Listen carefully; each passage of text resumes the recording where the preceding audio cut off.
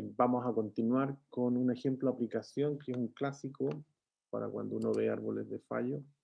Y esto es una secuencia lógica con la que uno espera poder resolver cualquier árbol de fallo. Entonces, el paso 1, debo ser capaz de identificar el evento no deseado. Paso 2, identificar la secuencia lógica del control. Paso 3, aplicación de las puertas lógicas OR, AND. Y finalmente el cálculo de la expresión booleana, que fue lo que vimos al principio. Entonces aquí vemos un reactor, como el de la prueba. Aquí hay un reactor en donde tenemos un sistema de control. Sistema de control de termostato, que nos permite controlar temperatura, y por otro lado también aquí controlar temperatura, pero con menor nivel o menor intensidad. La anterior corresponde a una intensidad superior. El termostato es cuando ya se pierde el control en el TIC, actúa como un termostato. Entonces, ¿cuál es la lógica acá? Este es un reactor que tiene una reacción exotérmica. Exotérmica, para los que se les olvidó, corresponde a una reacción que genera calor, produce mucho calor, entonces es una reacción peligrosa. ¿Y de qué manera se protege? Se protege a través de tres sistemas, o tres barreras. ¿Y cuáles son las tres barreras? La primera barrera, un sistema de enfriamiento. Y el sistema de enfriamiento está dado por el primero, que en este caso corresponde a este. Este es el sistema de enfriamiento. Sistema de enfriamiento. O sea, ¿cuáles son los componentes del sistema de enfriamiento? El TIC, que ya lo habíamos visto nosotros en control automático. TIC significa controlador indicador de temperatura. Y el B104, que corresponde a la válvula. Este es un lazo control cerrado, por donde se lo mide, porque está midiendo temperatura, se produce la traducción de la variable eléctrica en variable neumática para poder abrir o cerrar la válvula, que le va a suministrar agua fría, no en contacto directo, sino para enfriar por fuera. Ahí tenemos el sistema de enfriamiento. Pero además, como vemos que es un sistema complejo, tiene un segundo sistema redundante, que es el sistema de extinción. Este es el sistema de extinción. El sistema de extinción opera de la misma Profe, manera. Tenemos, profe, ¿sí? ¿está rayando algo en el power? Creo que sí, sí, Es que no se le nota, ¿no? no se ve. Se ve o por lo menos a mí se me ve solo la diapositiva con lo que tiene, pero en blanco. No tiene nada escrito usted de Y ahora. ahora tampoco. No. Ah, vamos a corregir entonces. Voy a dar de baja esto. ¿Está en modo presentación? Sí, está en modo presentación. Lo que pasa es que incorporé una tablet que me pasaron para estas cosas, pero está muy re mala, no me gustó. Entonces voy a ver cómo lo mejoro. ¿Saben qué pasó? La cuestión no tengo idea. Salir. Tengo que acostumbrarme a esta nueva adquisición. Aquí sí. Y vamos acá. Aquí. Bueno, gracias por el detalle, porque si no me dice, no tenía idea que estaba ocurriendo eso. Ya, veamos si funciona. Está muy sensible.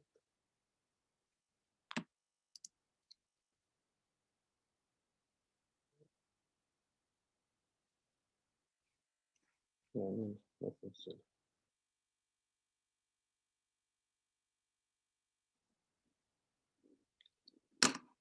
A ver, voy a ocupar este mejor, lo básico.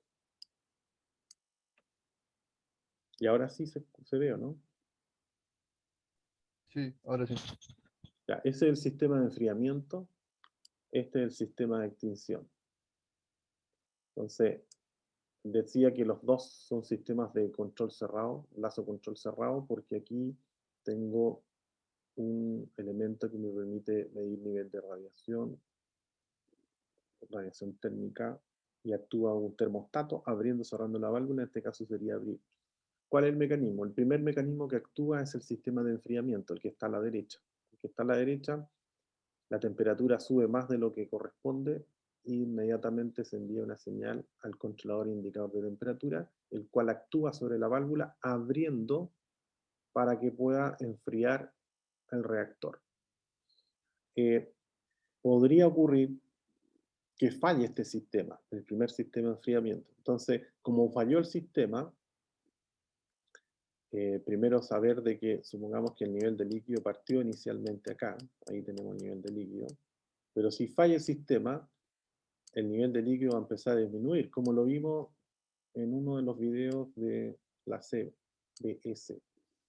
Aquí el nivel de líquido va a llegar hasta acá y va a ganar la fase vapor. Vamos a tener mayor cantidad de vapor en el recipiente. Entonces eso va a aumentar la temperatura mucho más.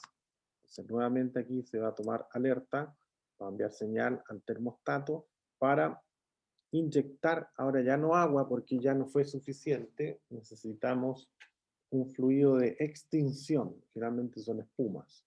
Entonces se agrega la espuma y claro, se logra reducir la temperatura, pero se contamina el producto con espuma, porque aquí la espuma es directa, no se inyecta espuma por fuera, como el agua. Entonces se produce una pérdida de producto porque se contamina el producto, no hay forma después de recuperarlo. Luego, supongamos que este sistema también falla, o sea, ya llevamos dos sistemas en falla. La última alternativa que tenemos es el disco ruptura, el 301. Y este disco ruptura actúa por diferencias de presión.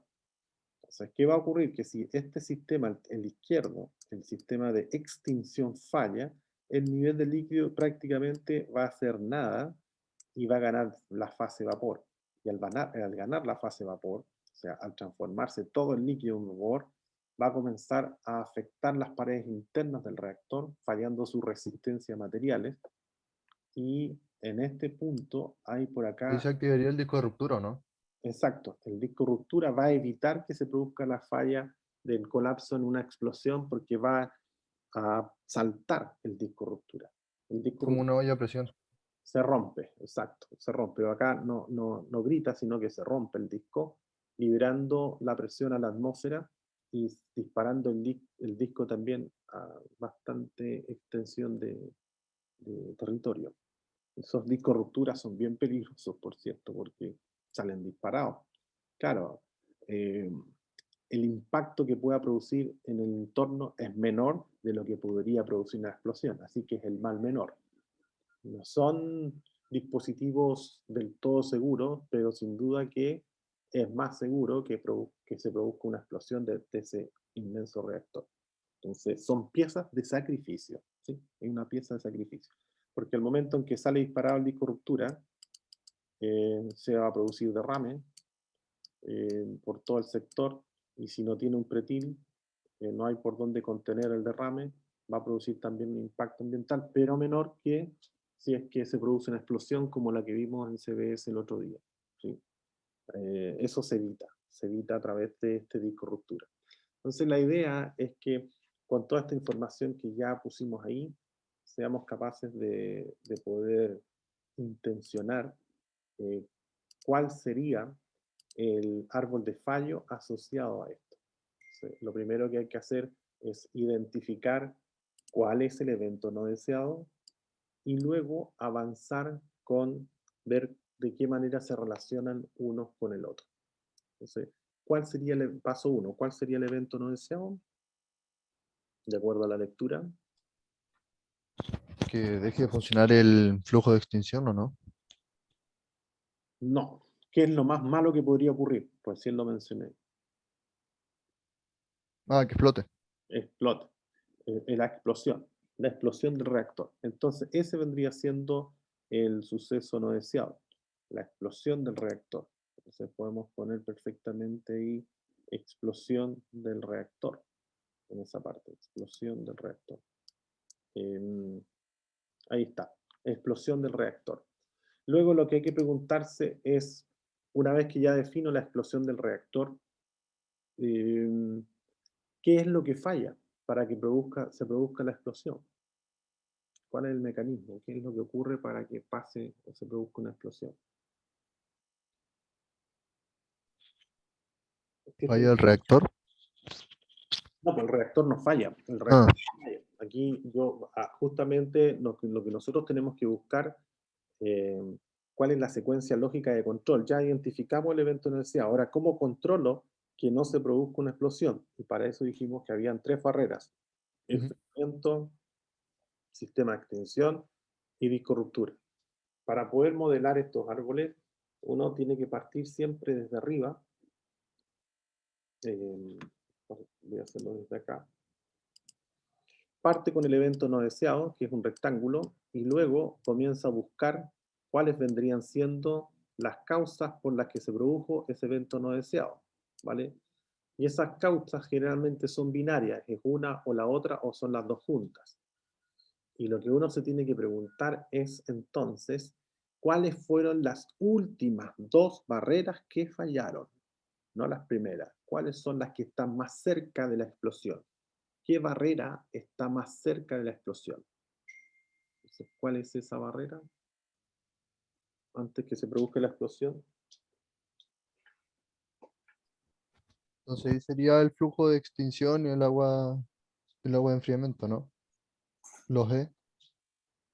Eh, Esas no son las últimas barreras, ¿no? ¿Cuál es la última barrera que evita que se produzca una explosión? El El disco de disco de ruptura. ruptura. El disco ruptura. El disco ruptura. Entonces yo inmediatamente pongo acá falla, voy a poner F de falla del disco ruptura, falla el disco ruptura, y eso en un círculo. Y si tuviera la probabilidad de eso, lo pondría ahí la probabilidad. Hasta ahí ya estoy ok. Luego, ¿qué es lo que hace que actúe el disco ruptura? Que también lo comenté. ¿Qué hace que actúe el disco ruptura? ¿Cómo se logra que salga disparado el disco? ¿Qué provoca que salga disparado el disco?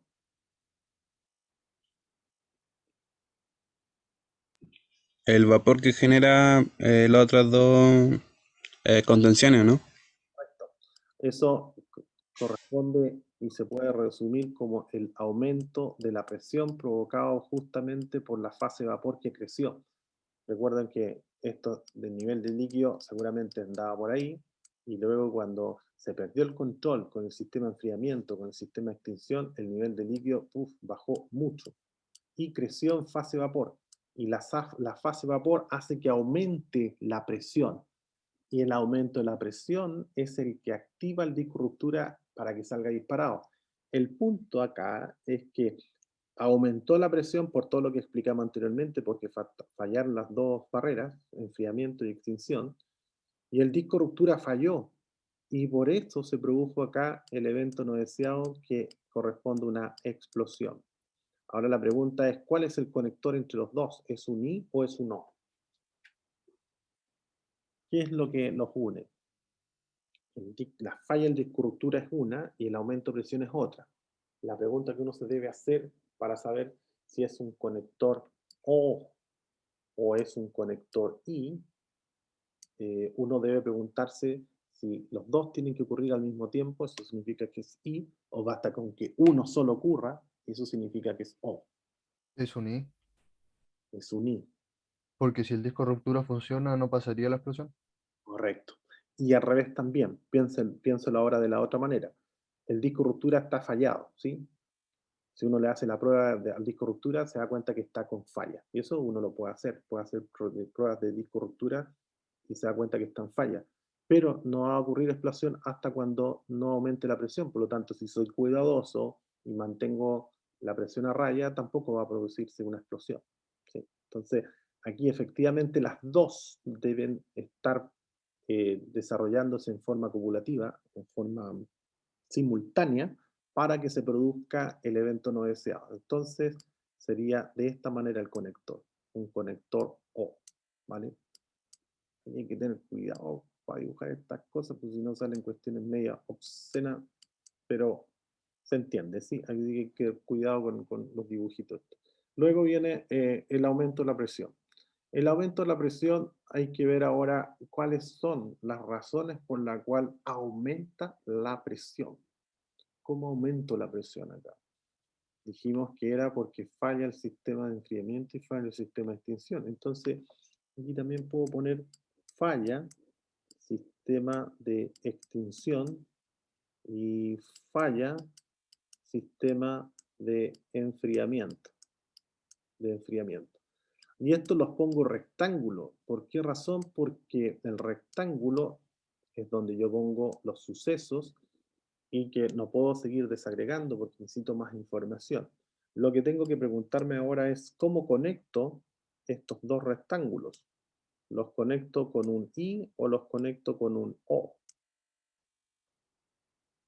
Porque lo que estoy diciendo aquí, para que aumente la presión, tiene que fallar el sistema de enfriamiento, tiene que fallar el sistema de extinción, y ahí recién se produce el aumento de la presión. Por eso Sería un O. el O, chequemos el O. El O significa que uno funciona y el otro no funciona. Entonces vamos a suponer que este no funciona, ¿vale? Eso es pensando en un O. Entonces, empieza a aumentar la temperatura, el sistema este está funcionando porque estamos pensando que es un O. Entonces envía señal al TIC, se produce la traducción de la señal a señal neumática, acciona la válvula, comienza a enfriar y logra el control. Entonces no se produce explosión, o sea, no se produce aumento de presión porque logró controlar con el que está bueno. Si no estamos convencidos, que usted eligió, profe, el que no había que elegir, elija ese mejor y este está bueno. Ya, ok, entonces vamos a partir de nuevo. Empieza a aumentar la temperatura, esto no funciona porque el detector tiene un problema, por lo tanto no envía señal al TIC, el TIC no actúa porque no está bien el detector, por lo tanto no le envía ninguna señal a la válvula y eso hace que siga aumentando la temperatura. Sigue aumentando la temperatura, toma el control el segundo lazo y ahora detecta, porque se supone que está bueno ahora, detecta que hay un aumento excesivo de la temperatura que no fue capaz de controlar el lazo anterior. Se produce una traducción de la señal a señal neumática que permite abrir para que entre la espuma al reactor y logra reducir y tomar el control, claro, haciendo daño al producto, pero logra el control de evitar el aumento de la presión. Entonces, bajo esas dos dinámicas, uno llega a la conclusión entonces que no es un O, no es un O, sino que es un I. ¿Por qué es un I? Porque ambos tienen que ocurrir para que aumente la presión. Tiene que fallar el sistema de enfriamiento y el sistema de extinción para que se produzca el aumento de presión. Ahí tenemos entonces ya el desarrollo de esos dos. Ahora hacemos uno. El O es abierto y el I es cerrado, ¿cierto? Claro, este vendría siendo el O y este vendría siendo el I. Una raya directa. ¿Vale? Ok. Hay software que permiten hacer esto en Paradigm, me parece que se llama, y sale más rápido que estar dibujándolo así. Veamos este. Sistema de enfriamiento, que es el lazo que tenemos acá.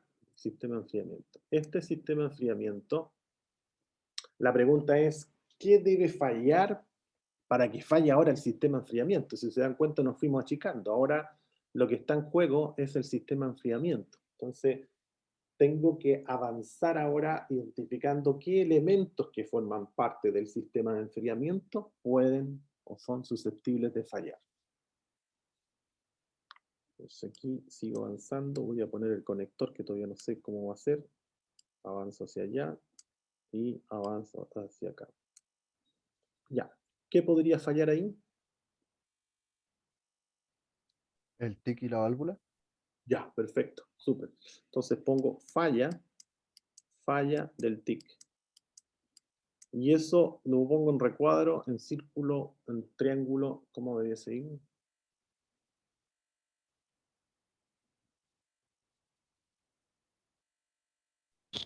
En círculo. Círculo. Y la razón, en círculo y no en elipse, aquí está muy mala esta tablita que me pasaron. Es un círculo, ¿vale? Aquí también debe aparecer un círculo. Pero ya sería ahora falla, como bien dijo alguien por ahí, válvula. Válvula B104. B104. Ahí está. Válvula B104. Y ahora hay que preguntarse cuál es el conector entre los dos. ¿Cómo los uno? ¿Con un O o con un I?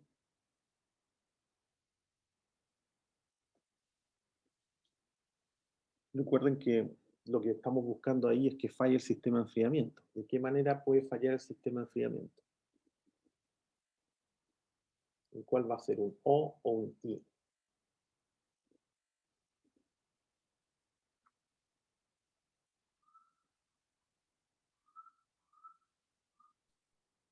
Yo creo que sería un I. Ya. Veamos si un I. Veamos si un I. Entonces, el I significa que tiene que fallar este y tiene que fallar ese. ¿Vale? Entonces, vamos a, echar a andar ese supuesto. Comienza a aumentar la temperatura, el detector funciona, envía la señal al TIC, el TIC está malo, así que ni siquiera envía mensaje ni abre nada porque ya está malo el TIC, hasta ahí nomás llega, ¿vale? Así que no puedo seguir el análisis porque ya en el TIC falló, ni siquiera puedo avanzar en la simulación hacia abajo porque como el TIC está malo, no le puedo enviar información a la válvula, que por cierto también está mala, pero ya falló esto en el TIC, no puedo avanzar ni siquiera al otro. Cuando me ocurre eso, yo debo sacar la conclusión que si no alcanzo a llegar al otro elemento, entonces es porque no es un I, Es uno. no, porque basta con que falle uno solo y el sistema falla completamente. ¿Sí? Esto es lo mismo que, por ejemplo, en TV Cable, si usted tiene un cable, llega a su casa y tiene la consola. Si hay un problema en el cable y la consola está buena, ¿usted va a poder tener acceso a Internet? La respuesta es no. ¿Por qué? Porque el cable ya está malo. Luego, si tiene el cable bueno y la consola está malo, ¿va a poder tener acceso a Internet? La respuesta es no. ¿Pero cómo? Sí, porque el cable está bueno, pero la consola está mala. Por lo tanto, las dos cosas tienen que estar en buen estado para que funcione. Entonces, basta con que solamente una falle, y ya el sistema se cae completo. Entonces, aquí es lo mismo. Si tengo un lazo control cerrado, basta que uno de ellos falle y el lazo completo falla.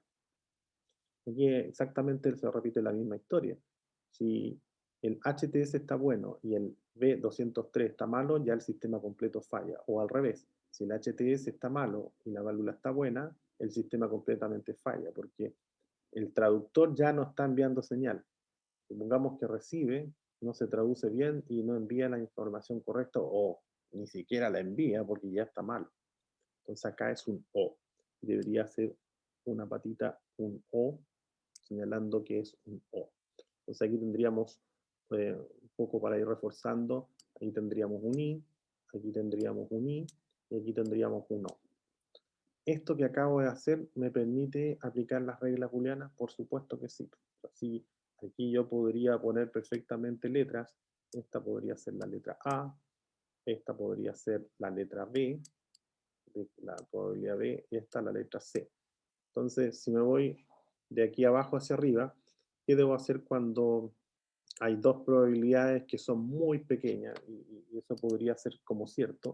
Cuando tengo estos equipos, realmente son muy robustos estos equipos de control. Entonces, seguramente las probabilidades son muy bajísimas. Entonces, aquí yo podría asumir que la probabilidad, como tengo un conector O, debiesen sumarse. O si quiero ocupar el algoritmo, menos BC. Ahí ya estoy con esa parte. Ahí ya llegué con eso. Luego, ¿cómo combino con estos dos? Acá hay un I. Significa que tengo que multiplicarlo. Ya se lo vamos a poner por la probabilidad que habría que calcularla de FSX. Hasta ahí voy. Hasta el momento ya logré hacer esto. Luego esto, que vendría siendo el aumento de la presión, todo esto es aumento de la presión, la probabilidad de que aumente la presión es todo esto.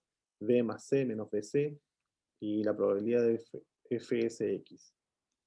Y luego me encuentro con el árbol de, perdón, con el disco ruptura, que también está unido a través de un i, entonces tendría que multiplicarlo por a. Y ahí tendría entonces la probabilidad de la explosión. La probabilidad de explosión va a estar dada por B más C menos BC por la probabilidad de FSX por A.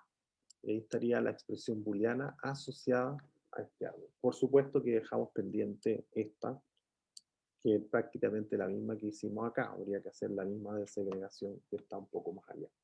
Todo eso se puede resumir en un sistema que está por acá, que corresponde a este. Aquí es una plantilla que establece, esto queda abierto, uno lo va completando, entonces parte primero con este, top event. ¿Y cuál es el top event? La reacción descontrolada, o podría ser la explosión. Luego, el conector que hay entre los dos es un i, por eso ahí se puso la rayita con una línea recta, eso es un i. ¿Y cuál es E1? El E1 corresponde a falla en el disco ruptura, el RD06, y el E2, aumento de la presión. Hasta ahí espero que me vayan siguiendo. Ya vamos ahí. Luego, la pregunta que me hago es, ¿el E1 es o no causa básica? Sí, es causa básica. Entonces, no tiene sentido poner que continúen en 1 porque ya es una causa básica. O sea, es un círculo.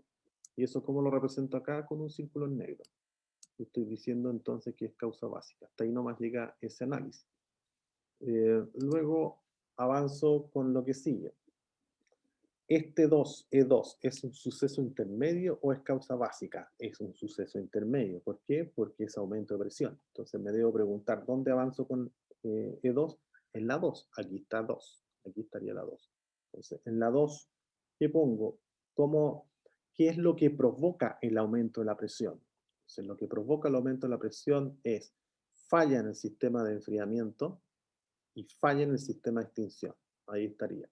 ¿Y cuál es el conector que hay entre los dos? Un I. ¿Por qué es un I? Porque ambos deben fallar para que aumente la presión. Entonces tiene que fallar el sistema de enfriamiento y debe fallar el sistema de extinción para que aumente la presión. Me hago la misma pregunta. ¿L5 es causa básica? La respuesta es no, es un suceso intermedio, por eso lo dejo en blanco. L6, ¿es suceso intermedio o es causa básica? Es suceso intermedio, por eso lo dejo en blanco. O sea, ¿tengo que seguir desagregando? Sí, tengo que seguir en 5 y tengo que seguir en 6. El 1 y el 3 me los salto porque en realidad no forman parte del análisis. Ahí ya se fue el 3, pues de ahí parece el 3 y el 4, que de hecho este ni siquiera lo utilicé. Ya lo había eliminado anteriormente, por eso es que están rayados acá. Este tampoco se está utilizando. Entonces, quedamos en esto. Los útiles serían el 5 y el 6. Me voy a la plantilla, ¿dónde está el 5? El 5, recuerden que el suceso intermedio es enfriamiento, falla en el enfriamiento. ¿Cómo falla el enfriamiento? Y aquí tenemos la posibilidad de decir que es E11. Falla el TIC, el controlador indicador de temperatura 11, y dice que el 12 falla la válvula B3, que vendría siendo esto, ¿vale? Ahí estamos. Por esa parte ya la hicimos, esa patita. Ahora hacemos el aumento, falla en el sistema de extinción, que es la 6. Voy a la 6, que sería esta, y la 6 termina en 13 y 14. El 13 falla en el HTS y falla en B202. ¿Cuáles son los conectores? No, basta con que falle uno o el otro para que se produzca una falla en el sistema de extinción. Y si se dan cuenta, calcado en lo que ocurre con el sistema de enfriamiento. Y ahí estaría la forma en que se ocupa este template, el template de árbol de falla. El resto los tacha porque no los ocupó, no formaron parte del análisis y los deja fuera de análisis simplemente. Y ahí ya está completo. La pregunta es, ahora, ¿estos son sucesos intermedios? La respuesta es que no. De hecho, aquí uno podría incorporar que son causas básicas. Aquí estarían causas básicas. Por eso es que terminan todas con círculos ennegrecidos. Y de hecho aquí yo podría perfectamente poner el valor. Aquí tengo un valor de probabilidad 1, aquí tengo un valor de probabilidad 2, probabilidad 3. Donde hay círculos negros es donde debiesen aparecer probabilidades, no en otro lugar. Y luego aplico las reglas de Boole para llegar a la expresión final. Ese es más o menos la forma en que se ocupa el template de lo que vimos anteriormente, ¿sí? Ahí aparece el mismo ejemplo. Este vendría siendo el disco ruptura. Aquí están los lazos de control. El mismo mecanismo que estuvimos viendo anteriormente. Ok, dudas, consultas. Dudas, consultas. Vale, entonces vamos a cerrar la sesión para poder avanzar con algunos elementos que son de taller. Primero señalar que aquí aparecen ejemplos de fallas de componentes. Fíjense, aquí tenemos 1 por 10 a la menos 8 que falle un tanque criogénico. ¿Dónde hay tanques criogénicos acá en Chile? Bueno, aquí muy cerca, pues, en Quintero, los que son cerca de viven cerca de por ahí, o los que alguna vez han ido a Quintero, ahí está GNL Quintero, donde llega el gas licuado en buques, en tanques, y llegan en tanques criogénicos. O sea, ese gas que llega en esos buques que vienen desde bastante lejos, se incorporan a través de ducterías hacia el terminal de Quintero, en donde llegan a estanques criogénicos y ahí se almacenan como líquido. Y luego por un proceso de desgasificación, ahí lo que tienen que hacer ahora es gasificarlo, hay que pasar la fase líquida gaseosa. ¿Para qué? Para poder transportarlo a los lugares en donde se utiliza, pero en forma gaseosa.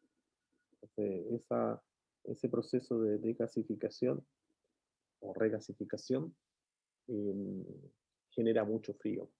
Esos son tanques criogénicos, son los que se ven, son bien grandes y son antisísmicos, tienen un montón de elementos que dan confiabilidad al sistema, a tal punto que su probabilidad de falla es súper baja, 10 a la menos 8. Aquí aparecen algunos otros fallas de discos de ruptura, discos también de fuga, para evitar fugas.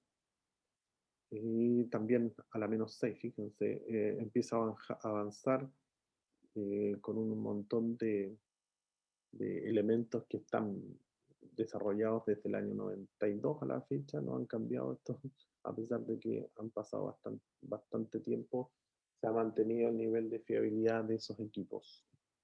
Porque llegar a ese nivel es un límite difícil de seguir superando. Por este otro lado tenemos algo bastante distinto, porque en el anterior vemos valores que están del orden de a la menos 6, fíjense ahí, a la menos 8, menos 6, y aquí ya bajamos a menos 2, a menos 1, menos 3, y estos son fiabilidad humana, ¿sí? Fiabilidad humana. Por eso es tan importante que ojalá en la medida de lo posible podamos automatizar lo más que se pueda los procesos industriales, porque son más robustos, son más seguros y no tienen días negros como los seres humanos y no tienen problemas psicosociales. Bueno, hay una serie de elementos que ayudan a que el proceso sea más seguro, sobre todo para terminales o plantas que eventualmente pueden ser desarrolladas de forma segura. Por ejemplo, está muy de moda hoy el hidrógeno verde. El hidrógeno verde se produce en la gran mayoría de los casos, la más conveniente es a través de sistemas electrolíticos, plantas electrolíticas. Las plantas electrolíticas son una de las plantas más seguras que hay en el mundo y lo único que hay que hacer es ir chequeando temperatura en los niveles que están los tanques. En este caso vendrían siendo los lugares donde se vierte el agua para transformarlo en hidrógeno y oxígeno. Que ahí lo que se hace es aplicar la electrólisis del agua. Por un lado sale hidrógeno, por otro lado sale oxígeno. Y es un proceso muy seguro y que hoy en día se va a utilizar bastante porque en vez de utilizar energía eléctrica a partir de combustibles fósiles, lo que se está utilizando es energía eléctrica a través de elementos de energía renovables no convencionales, por eso se llama verde, ¿sí? También existe el hidrógeno gris, el hidrógeno azul, porque proviene de fuentes distintas de energía. El que se aplica o que se usaba antiguamente era a través de combustibles fósiles, por ejemplo, Watts Alimentos hace mucho tiempo está produciendo hidrógeno para hidrogenar las margarinas. Entonces, el aceite hidrogenado es margarina y el hidrógeno lo producían en plantas electrolíticas, lo siguen produciendo, por cierto, pero con energía eléctrica y que viene de combustibles fósiles. O sea, lo que se espera ahora entonces es que la misma energía eléctrica que se utiliza para esta electrólisis sea obtenida a través de energías renovables no convencionales. Eso es lo que se busca.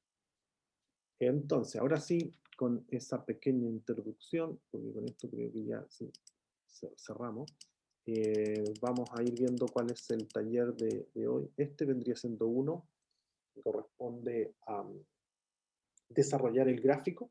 A ver si le pueden sacar una fotito, por favor, porque no creo que alcance a subir ahí. Los que puedan ir capturando por pantalla. Ese vendría siendo el muy sencillo. Ahí lo que hay que hacer es hacer el árbol, simplemente. Una vez que ya está listo, fin. El otro corresponde al ejemplo que estuvimos viendo, que está un poquito más arriba. Déjenme ver si está más arriba. Era uno que está por acá. Este. Ese también. La idea es que puedan desarrollar el árbol de fallo y asuman que tienen una probabilidad de que falle la bomba 11 y la bomba 31. El objetivo, por supuesto, es transferir combustible, diagrama de alimentación de combustible. Entonces tenemos en el estanque 608 un combustible y la idea es que lo podamos transferir desde este punto a este otro punto. Y la idea es que ustedes sean capaces de dibujar el árbol de fallo, de que no se pueda transferir combustible al estanque 608. Y ahí hay que ponerse en las situaciones si es un no, es un no. Y luego viene el otro que corresponde, no sé si está la ejera booleana acá. No, no está. No tengo aquí. El último que vendría siendo este ejemplo, este. La idea es que lo puedan desarrollar a pesar de que ya está hecho acá, pero llegar a determinar cuál es la probabilidad de que se produzca una explosión en este reactor, considerando estas componentes de falla o que puedan ustedes conseguir, porque aquí tienen la lista, o por lo menos donde se pueden descargar información respecto a probabilidades de falla. Lo que necesitamos es la probabilidad de falla de que falle una válvula, que falle un TIC, que falle un HTS. Sí, estas las pueden asumir iguales, podría ser el caso que uno diga, ah, bueno, si tengo la probabilidad que falle una válvula, asumo que las dos válvulas son las mismas, entonces la voy a utilizar la misma probabilidad. Eso sería. Entonces, tenemos 3 talleres.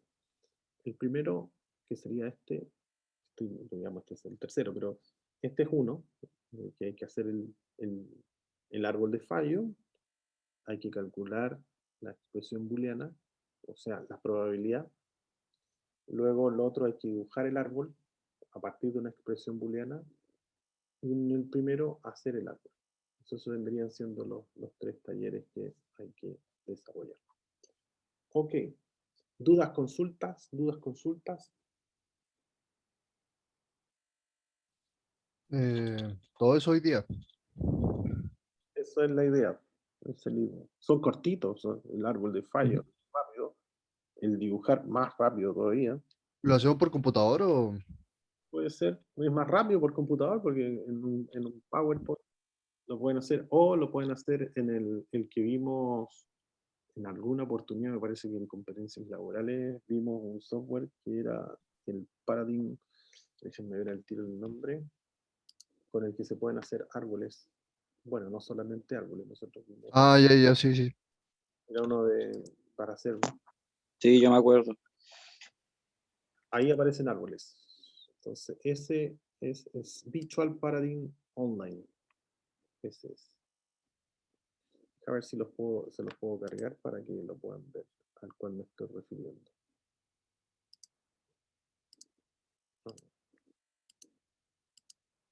No funciona hoy día esta cuestión. Ahí sí. Voy a seguir bajando. Y ahí sí. Ahora deberían poder verlo.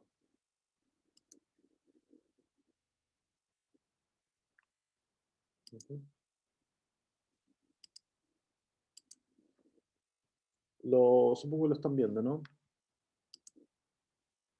¿Sí? Pueden verlo, ¿no? ¿No? Sí, profe. Ahí está el árbol de fallo, ¿ven? Aquí ustedes eligen el que quieran y pueden desarrollarlo con este método. O bien, el de la expresión booleana, no, pues hay que escribirlo. Uno hay que dibujarlo. En realidad hay que dibujar dos árboles. Y el otro es con expresión booleana. ¿Cuánto es la probabilidad que se produzca una explosión sin dibujar el árbol? Y ahí estaríamos listos. Esos son. ¿Vale? Bueno, pero ustedes depende, a gusto consumidor. Si les sale sencillo hacerlo así, bien. Si no les sale sencillo, lo pueden hacer con otro mecanismo. Esa es la idea. Ya, nos vamos a un receso unos 10 minutos. Volvemos a las 10 como para chequear si hay alguna duda o consulta con lo que haya quedado por revisar. Nos vemos entonces. Chau.